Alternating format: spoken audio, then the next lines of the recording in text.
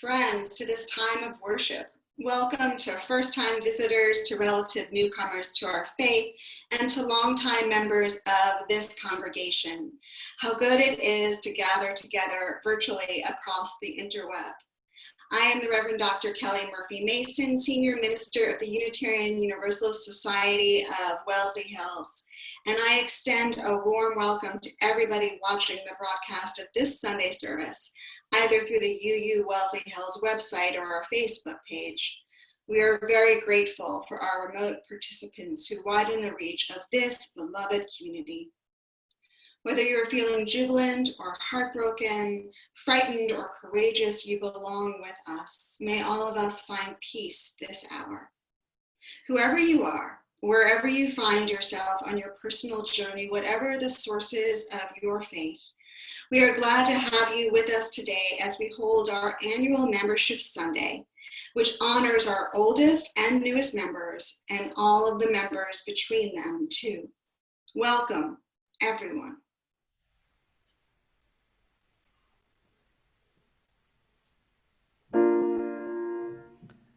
Sing loudly till the stars have heard.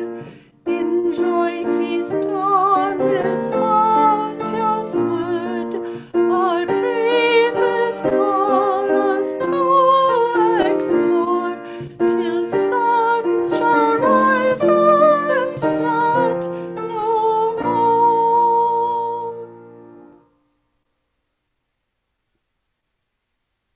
Good morning. I am the Acting Director of Educational and Family Ministries, Michael Packard. At UU Wellesley Hills, we are celebrating 150 years of gathering in community. For generations, we have welcomed diverse people and views in our midst. Please know that for this virtual worship, you can find the order of service on our This Sunday page on our website. Be sure to follow UU Wellesley Hills on social media outlets to keep current on our many happenings. Always feel free to post any news you have for this community in our Facebook group share. All weekly events, including casual chat, midweek reflection, musical meditation, all ages activities, bedtime stories, and coffee circle can be accessed online. You will find the links for all those listed in the monthly calendar on the website.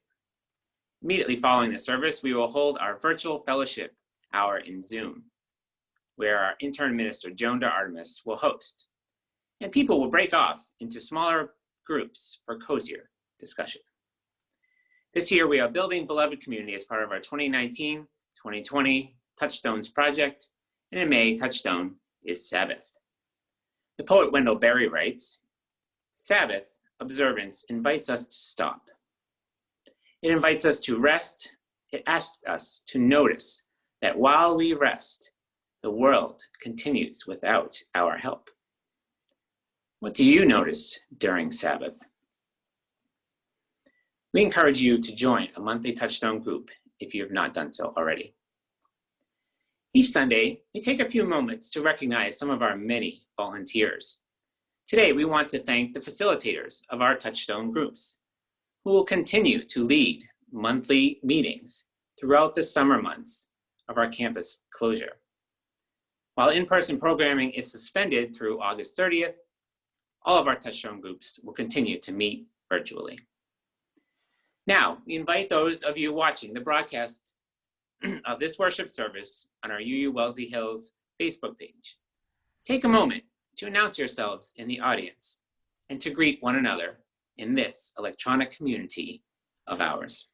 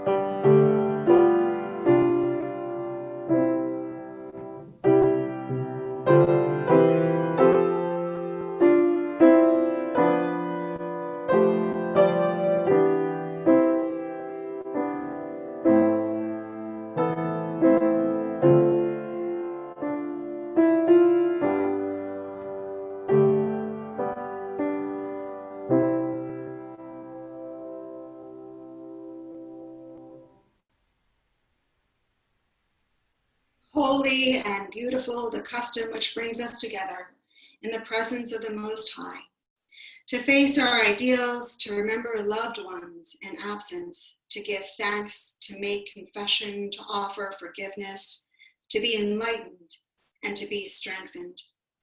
Through this quiet hour breathes the worship of ages, the cathedral music of history. 3 unseen guests attend, faith, hope, and love. Let our hearts prepare them place. These are the words of the Reverend Robert French Levens. Let us worship together. The flaming chalice is a shining symbol of our Unitarian Universalist commitments. The words for our chalice lighting are spoken in unison. If you have a chalice on hand at home, you may want to light yours now. We light these chalices to illuminate our faithful way forward as an inspirational community of hope. Together, we seek spiritual growth. We strive for just and responsible action. We dedicate ourselves to leading lives of compassion and purpose. Knowing how we have been blessed, we choose to bless the world.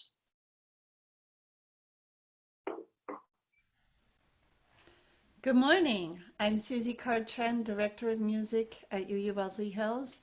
I invite you to join me in our opening hymn this morning, O ye who taste that love is sweet.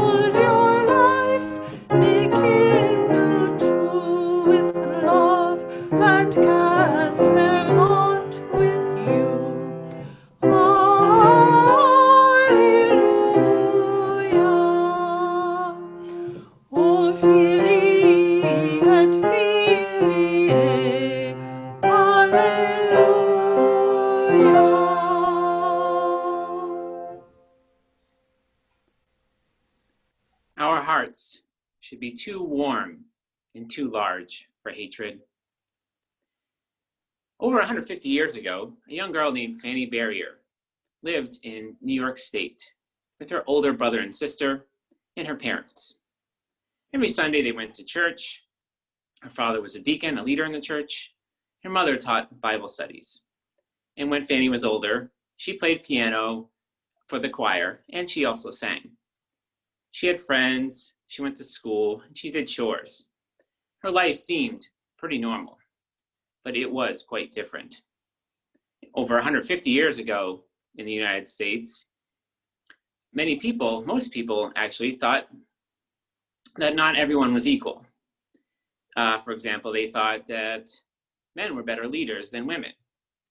They also thought certain groups deserved a better life than other groups. They thought that people with light skin were better than people with dark skin. Fanny Barrier had dark skin. When she was a teenager, she went to the city of Boston to study music. People there said, she doesn't belong here. Either she goes or we go. The school asked her to leave. Then Fanny went to a school in Washington, D.C. to learn painting. There she sat behind a screen so that other students wouldn't know she was there because they too would not want her there. When Fanny was 40, she lived in the city of Chicago, and she was invited to join a women's group there. Some women in the group said, "She can't be part of our group. Her skin is too dark. She doesn't belong with us. If she stays with us, we're gonna go." The group deliberated for a whole year. Finally, they decided and they voted that Fanny should join the group. And those women, they left. This made Fanny feel bad. It does hurt when people say that you don't belong. It hurts when people tell you you're not wanted. Fanny Barrier did make the best of the situation when she was in places that she was accepted. Her and her husband in Chicago went to the church, the All Souls Unitarian Church in Chicago. They started a hospital there that welcomed everyone, no matter what the color of their skin. Fanny also helped start a home for girls in Chicago. And her and her husband started a center where everyone could belong, again, no matter what the color of their skin. Fanny also was one of the founding members of the National Association for the Advancement of Colored People, the NAACP, with other famous members as Frederick Douglass, Ida Wells Barnett, Frances Watkins Harper, and W.E.B. Du Bois. And Fanny even worked with the suffragist Susan B. Anthony to help women get the right to vote. And in 1920, when Fanny was 65 years old, women did gain the right to vote. 50 years later, everyone had the right to vote and everyone could join in groups. And although Fanny didn't live to see the day where in the United States of America, most people believed that everyone was equal, she had a big part to help make that happen. When some groups were saying, "Keep out," Fanny Barrier Williams would start a group that let everyone in. And when the laws of this country said that her and thousands other didn't belong because of the color of their skin, or the church they went to, or because they were female instead of male, Fanny Barrier Williams fought hard to get the laws to change so that everyone could belong and would belong no matter what.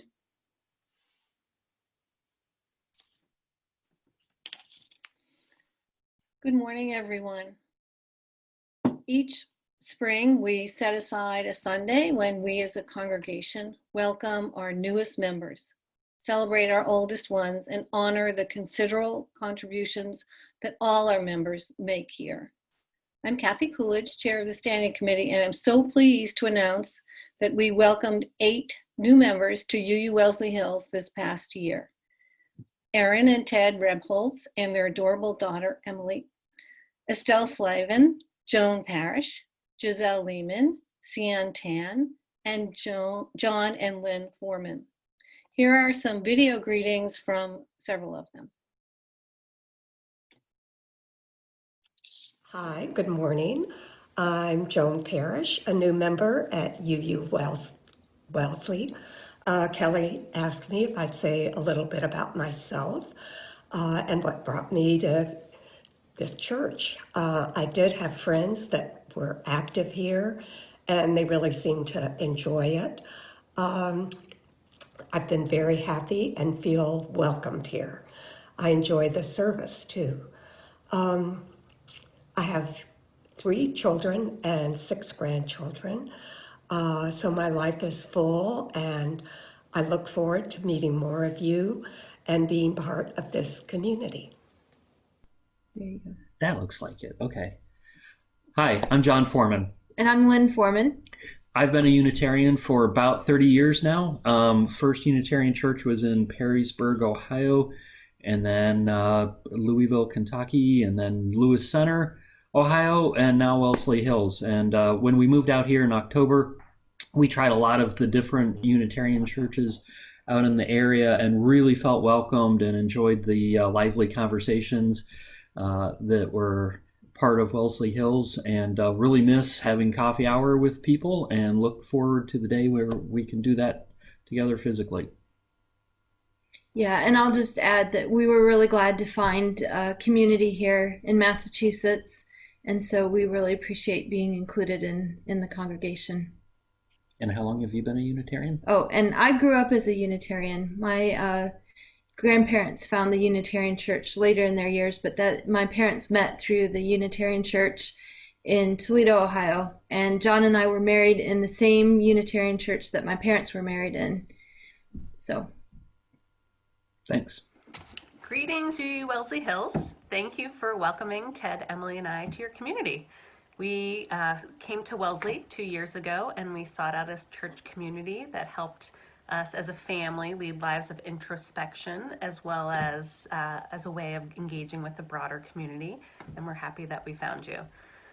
While the pandemic has prevented us from meeting in person, we do appreciate how we're starting to build community in new and different ways. So thank you to everyone. And we just wanted to let you know that we've enjoyed the positive message that we get from sermons every week.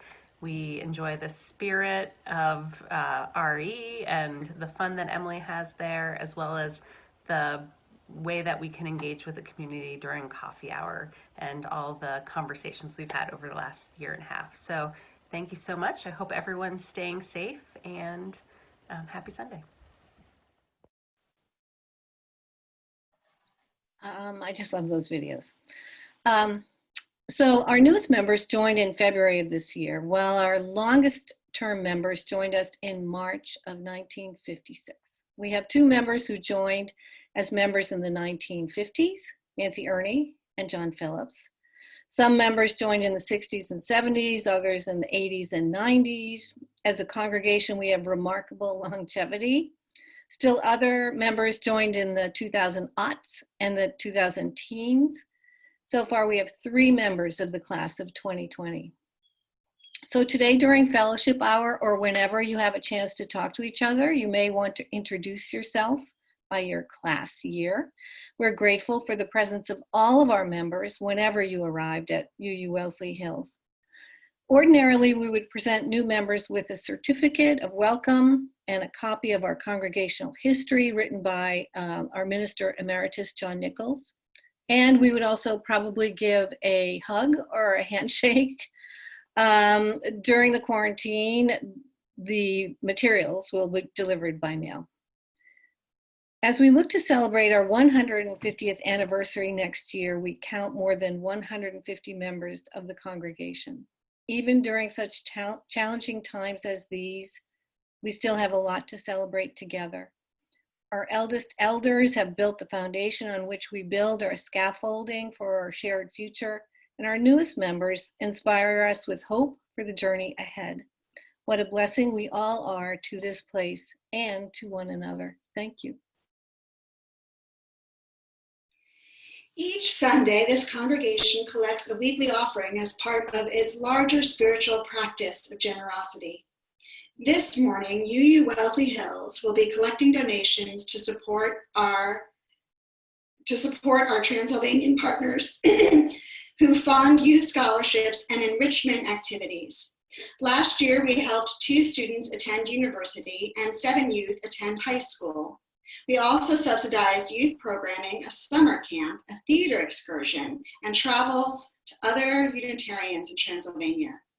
As Romania eases its COVID-19 restrictions, the members of our partner church in Turachko hope to resume educational and community-based activities. Our support will make that possible.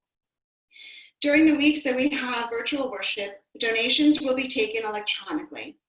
Visit Give on our website and also go to the online giving page. That will allow you to make online payments using Breeze. Once there, be sure to select plate collection from the drop-down menu. This takes maybe a couple of minutes at most, so we invite you to donate now. If you choose to mail a check into our church office, be sure to put Partner Church on the memo line. Please be as generous as you can in support of our Transylvanian partners this Sunday.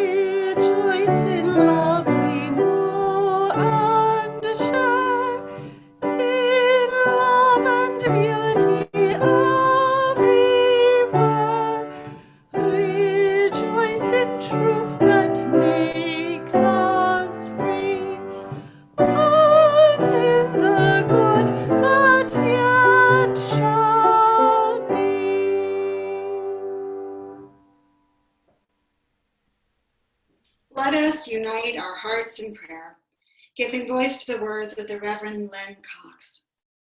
O Spirit of life, who draws us together in a web of holy relationships, make your presence known with us and in us and among us. Remind us that we are not alone in history. Ignite us with the courage of the living tradition. Remind us that we are not alone in entering the future. Anchor us with patience and perseverance. Remind us that we are not alone in our times of grief and pain. Comfort us with your Spirit, manifest in human hands and voices. Remind us that we are not alone in joy and wonder. Inspire us to honor and extend the beauty we find in this world. Divine music of the universe, let our hearts beat in diverse and harmonious rhythms, cooperating with an everlasting dance of love. May we move to the rhythms of peace. May we move to the rhythms of compassion. May we move with the rhythms of justice. Source of stars and planets and water and land, open our hearts to all of our neighbors. Open our souls to a renewal of faith. Open our hands to join together in the work ahead. So it is. Blessed be. Amen. With these words now in our minds and hearts, let us enter into the sacred stillness of a shared silence, listening for the wisdom within.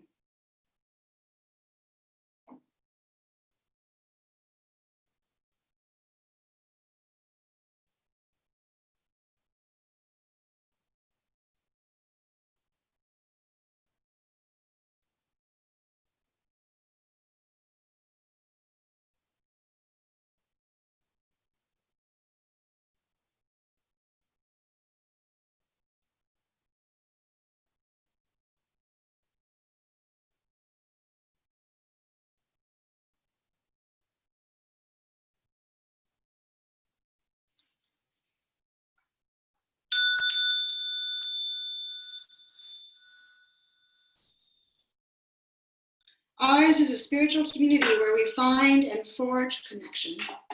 We trust in the strength of our mutual support, knowing how it has sustained us day after day, year after year. We heed its call to build beloved community. Today, we hold in the light all those in America who are made to doubt their own belonging, who have their right to belong questioned because of the color of their skin or the language they speak or their immigration status. All those who are told they don't belong in this particular neighborhood or school or shop or hospital even. All those who are harassed for wearing masks in public and then put at double jeopardy. All those people of color who in the midst of the coronavirus outbreak are met with suspicion instead of the support that we all need. And we lift up all those Americans who are confronting the serious racial disparities that are coming into clearer and clearer view in the midst of this public health crisis, who recognize that those in minority communities too often have their hardships compounded, who recognize the limited access due to economic, social, legal, psychological, and medical factors embedded in structural inequality, and who call on all of us to care more and to take corrective actions soon. Now we invite you to recall the names of persons or places you are holding in your hearts, either as a source of concern or cause for celebration. If you have candles on hand at home, you may want to light one for our collective joys and another for our collective sorrows.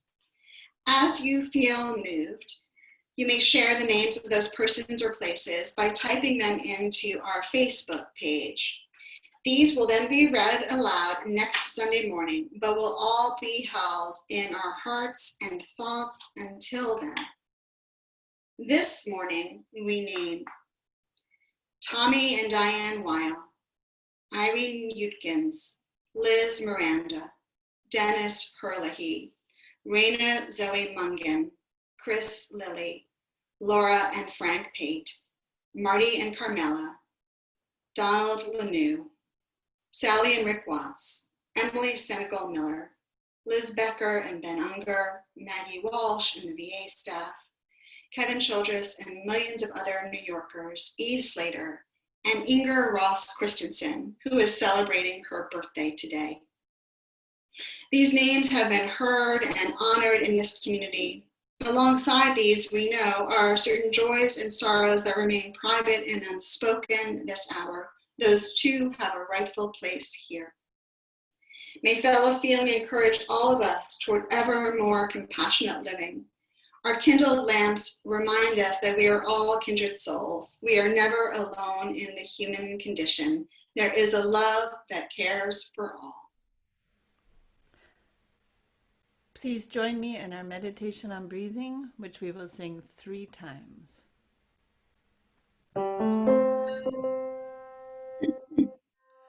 When I breathe in,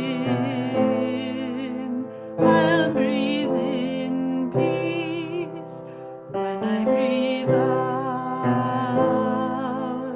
I'll breathe out love. When I breathe in, I'll breathe in peace. When I breathe out, I'll breathe out love. When I breathe in, I'll breathe in peace. When I breathe out, I'll breathe out love.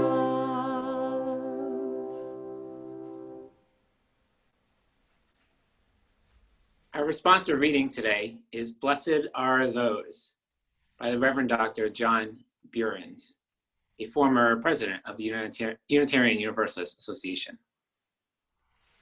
Blessed are those whose years for deepening more than escape, who are not afraid to grow the Spirit.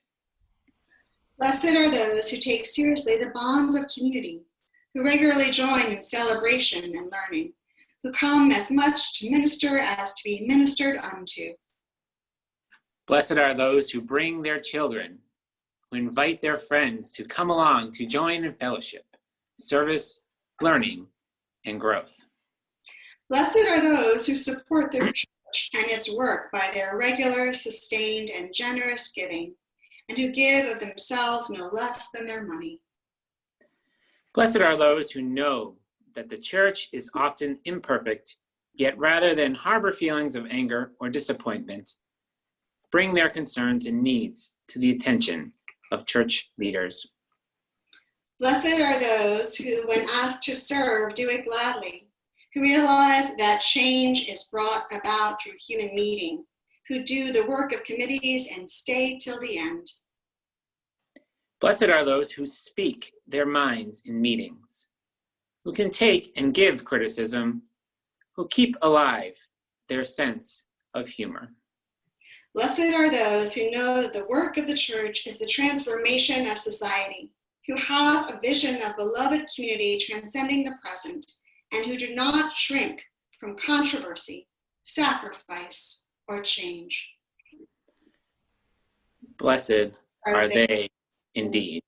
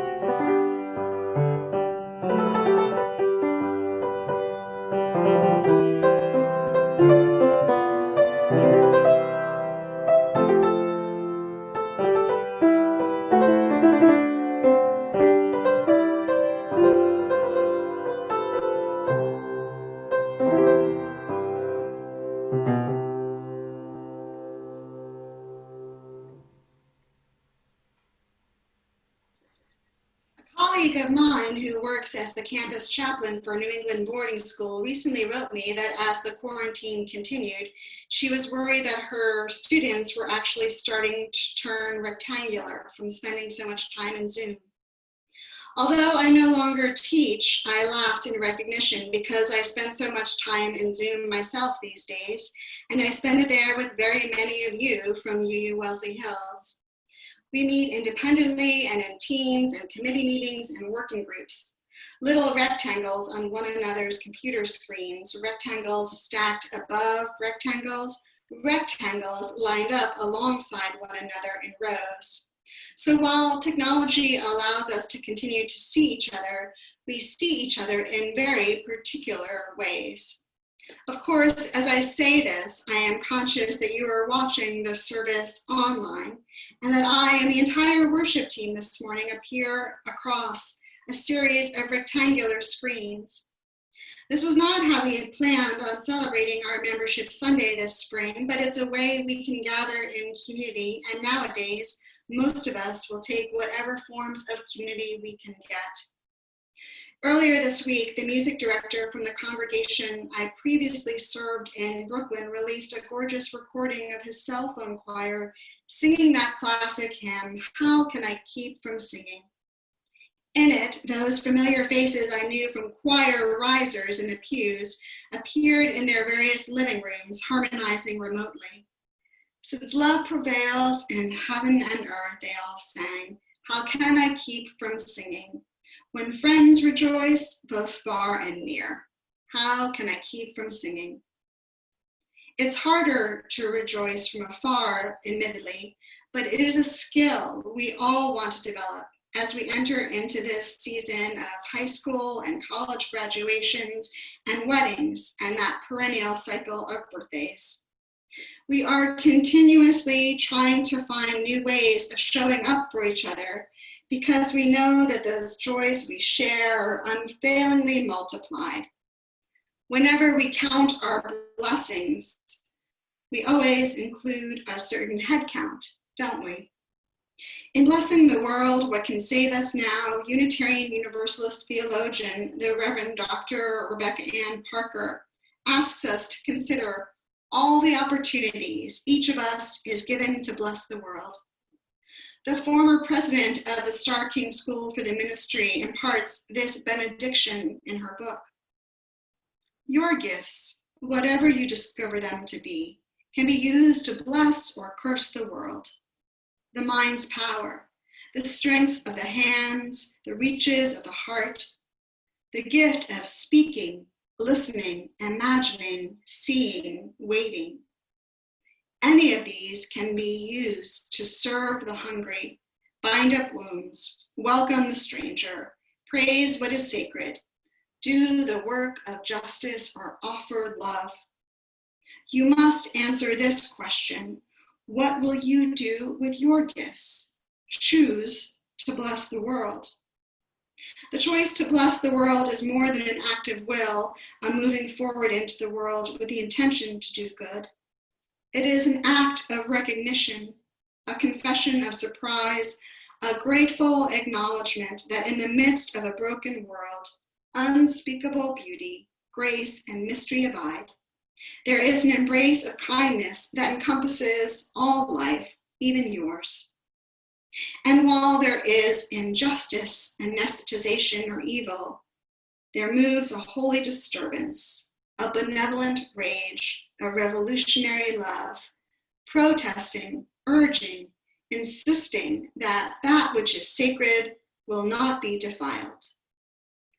Those who bless the world live their life as a gesture of thanks for this beauty and this rage. The choice to bless the world can take you into solitude to search for the sources of power and grace, native wisdom, healing, and liberation. More, the choice will draw you into community, the endeavor shared, the heritage passed on, the companionship of struggle, the importance of keeping faith, the life of ritual and praise, the comfort of human friendship, the company of earth, and its chorus of life welcoming you. None of us alone can save the world. Together, that is another possibility waiting. Togetherness extends us possibilities that nothing else can. That is a large part of what we collectively celebrate each membership Sunday, that our bundled gifts are incredibly precious. Being part of a congregation means being posed that question almost continuously. What will you do with your gifts? How will you choose to bless the world that we inhabit? A key way Dr. Parker advocates blessing the world is making a conscious choice to put love first, to maintain it as a clear priority in all our lives, no matter what happens. Loving our neighbor implicates us in loving the whole network of life. This interconnectedness of all things calls for wisdom and reverence, she observes. We cannot turn from our bonds and obligations for and with one another and expect everyone to be okay. We cannot love after the fact and expect love to be able to save a life, she concludes. Our lives literally depend upon the quality of our connections to one another. The current pandemic makes it obvious how much we need each other for support, for succor, for sustenance. Maybe in the end, love will save us all, but it has a lot better chance at the beginning, Dr. Parker contends. We need to love from the start, not as an emergency strategy when everything has gone wrong. We need to love the world through reverence that fosters observant attention to the intricate relationality of life. Just such observant attention will give rise to greater connectedness. Reverence greets all humanity as sacred, Dr. Parker notes. It respects the complexity, beauty, and magnitude of creation and does not presume to undo its intricate miracles.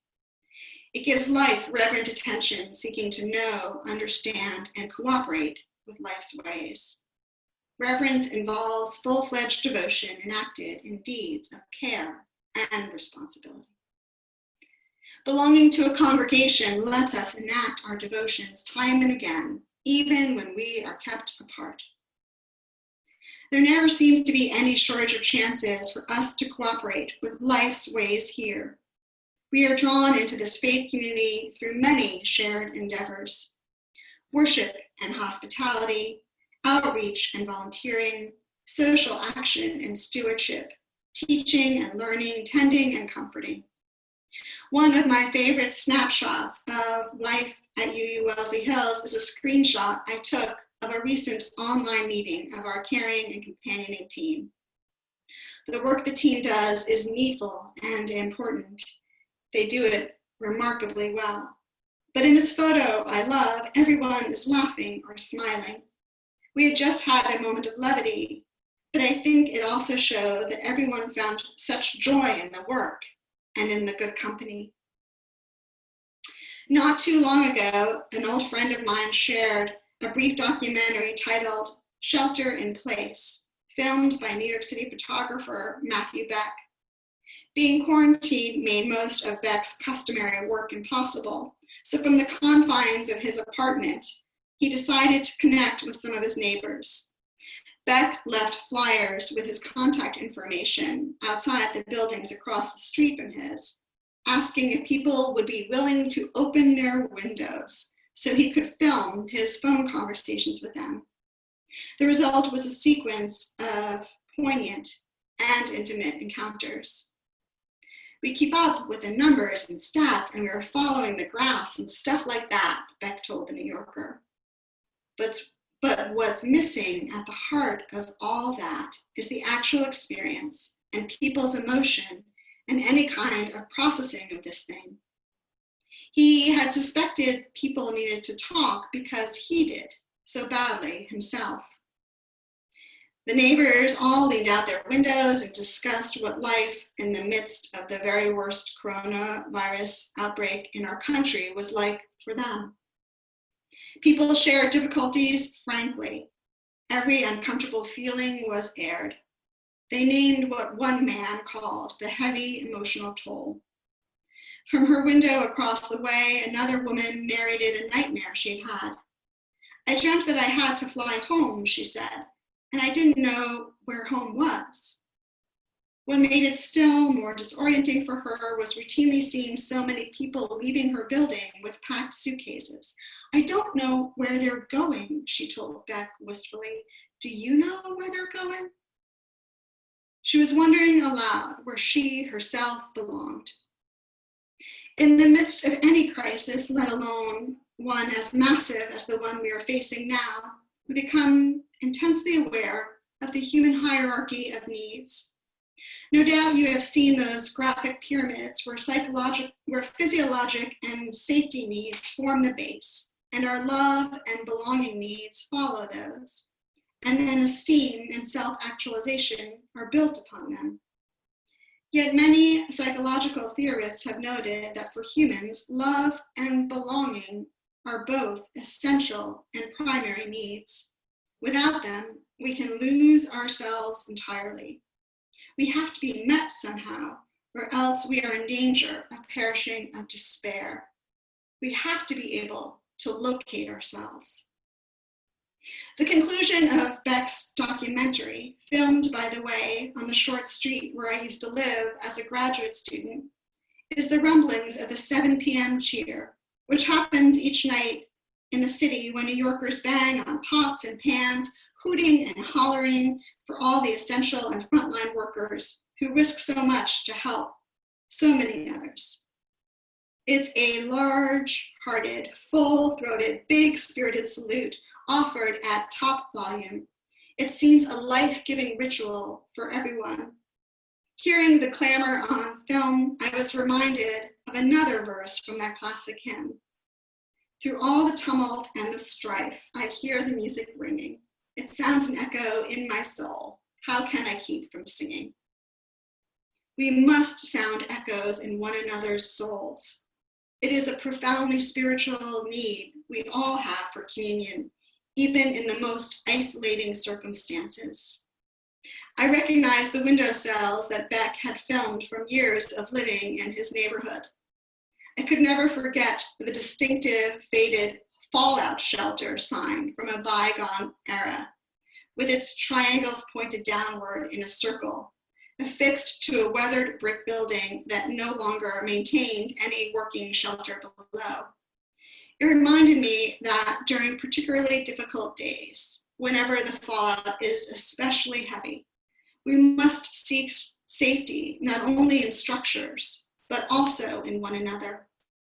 Let us make love the first, not the last resort, Dr. Parker reminds us. This Membership Sunday, my hope for all the friends and members of UU Wellesley Hills is that you all feel sheltered in place with us. If not in the church buildings and grounds during their closure, then situated solidly in this dense web of community that we are weaving during our enforced absence from one another. My hope is that we can all cheer each other through this time, that we understand this to be a religious obligation in its own right, offering one another encouragement and celebrating the lives we have been given to share these days. Holy regard matters now more than ever, Dr. Parker proclaims. Holy regard matters, and all of you matter too. No small part of our blessing the world is our persisting in blessing one another however we can, even when things seem their grimmest. Know that you are seen and valued, even when we continue to remain socially distant. As often as I spy you on my screen at home, I do not view you as flat, rectangular images. Instead, there is a sacred geometry, a golden ratio to your interlocking presences that magnifies the collective work we are all called to do now. I see you and I hear you as an astonishing chorus of echoing souls singing still.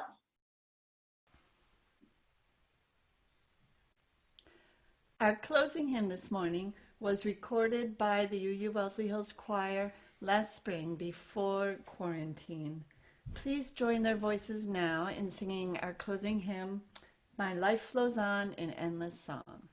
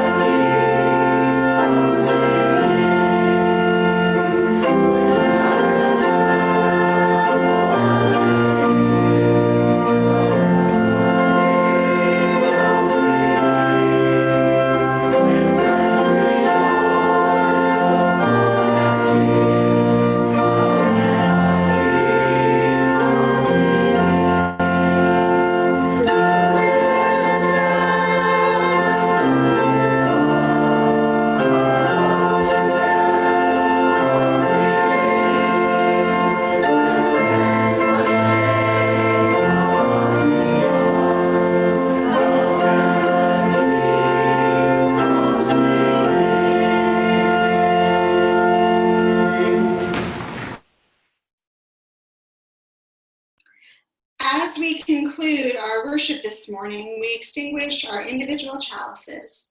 Our closing words are spoken in unison. Extinguishing this flame, which has burned bright in our midst, we revere what has been kindled within each one of us, warmth and community, the light of truth, a perpetual spark of hope. Knowing abundant blessing, we choose to bless the world. May the quality of each of our lives be our benediction and a blessing to all we touch. Those who take hold of life, may you find life returning your embrace. Those who sense God, may you find God always with you. Those who seek the right path, may the way appear ahead. Step out in faith and go in peace, remembering that you are well loved and we are all one. So it is, so may it always be.